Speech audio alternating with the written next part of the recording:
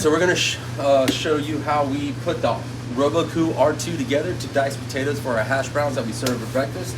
It can be an intimidating piece of machinery because it's big, it's loud, it's very strong, but it makes a short work of a lot of different tasks. So the first thing we're going to apply, you can see up the front of the Robocoo is facing toward my right. I'm going to put the chute on. Then the next piece is the distributor cap. This will fit right over here. That's exactly what it is. The next piece you want is the dicer. And you can see right here it says this side up on that side, and that's definitely the side you want up. That has the sharp edges. The last piece you want, and this is the scary one, is this wedge blade right here. So this blade right here is, this wedge is what actually pushes the potatoes down through that dicer when you're using it.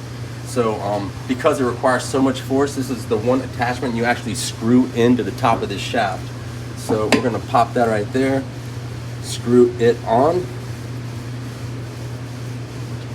until it stops. Don't overdo it because you can strip the bolt in there, and we'll address that here in a second. And then the lid goes on. Now before I start feeding them potatoes, I like to do a simple test to make sure that the blade is not rubbing the plastic at the top of the lid. So a quick couple pushes of the pulse button will tell you if there's any friction. There is none, so we're ready to go. I'm gonna get my capture basket ready, and I'm gonna load in my potatoes. So you don't have to crowd a bunch in. It's really fast. Just put like 2 or 3 in, and then use the pulse button, not the on button when you're doing potatoes. So I'm gonna pulse and apply pressure at the same time. And what you see is I get something really consistent right this. So you get these nice little cubes of potatoes that are gorgeous. What happens when I use the on button? Like some people have a tendency, they just want to turn it on and they just want to keep feeding potatoes into the chute.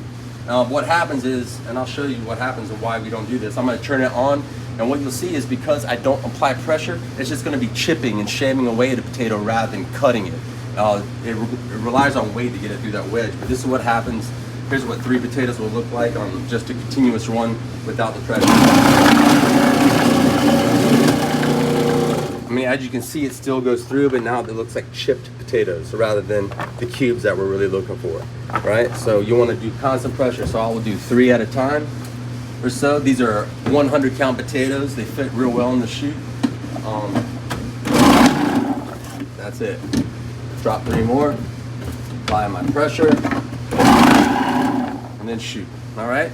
And that is how you use the R2 dicer to cut potatoes for our hash browns at the common market. Thank you.